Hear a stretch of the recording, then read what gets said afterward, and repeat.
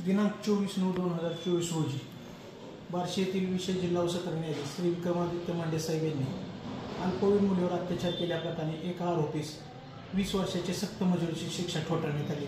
या घटनेची थोडक्यात हकीकत अशी की दिनांक 2/3/2020 रोजी माडा पोलीस स्टेशन येथे आरोपी विरुद्ध 376, 506 बाललैंगिक अत्याचार कायदा कलम 4, 5, 6, 8 व 12 अन्वये गुन्हा दाखल झालेला होता। सदर गुन्हा दाखल झाल्यानंतर आरोपी विरुद्ध मान्य जिल्हा व सत्र न्यायालय बार्शी या ठिकाणी दोषारोपपत्र दाखल करण्यात आलं। सदर तपासाकामी सरकार पक्षाने एकूण 9 साक्षीदार तपासण्यात आले। सरकार पक्षातर्फे या सरकारतर्फे जे साक्षीदार तपासण्यात आले 9 त्यामध्ये सर्वात महत्त्वाची गोष्ट म्हणजे येथील फिर्यादी फितूर झाली। फिर्यादी फितूर झाल्यानंतर ही जी अल्पवयीन पीडिता आहे हिने तिचा जबाब न बदलता आरोपी विरुद्ध त्याच्यावर झालेल्या अत्याचाराचा संपूर्ण उलगडा मेहरबान कोर्टासमोर साक्ष देताना केला। तसेच आरोपीने जो अत्याचार केलेला आहे तसे पीडितेने जो जबाब मेहरबान कोर्टात दिला त्याच्या अनुषंगाने ज्यावेळेस दोषारोपपत्र दाखल करण्यापूर्वी पीडितेची वैद्यकीय तपासणी जे डॉक्टर प्रमोद बोबडे यांनी केली होती त्या प्रमोद बोबडे यांची साक्ष नोंदवण्यात आली।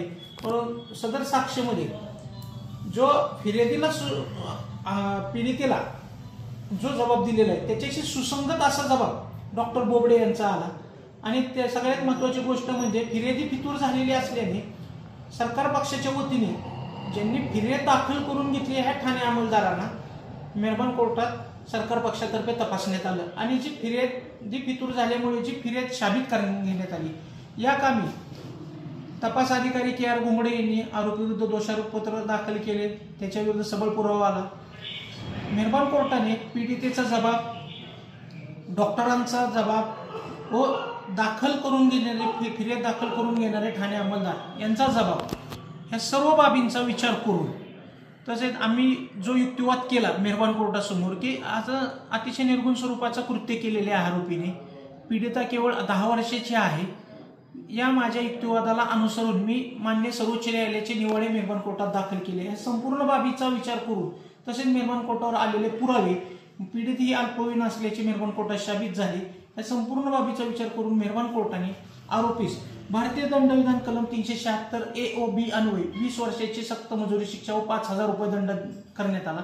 तसेच बाललैंगिक अत्याचार कायदा कलम 4 अन्वये 10 वर्षाची शिक्षा व 2,000 रुपये दंड ठोठावण्यात आला। कलम 6 अन्वये 10 वर्षाची शिक्षा व 2,000 रुपये दंड ठोठावण्यात आला। कलम 8 अन्वये 3 वर्षाची शिक्षा व 2,000 रुपये दंड ठोठावण्यात आला व कलम 12 अन्वये 3 वर्षाची शिक्षा व 2,000 रुपये दंड ठोठावण्यात आला।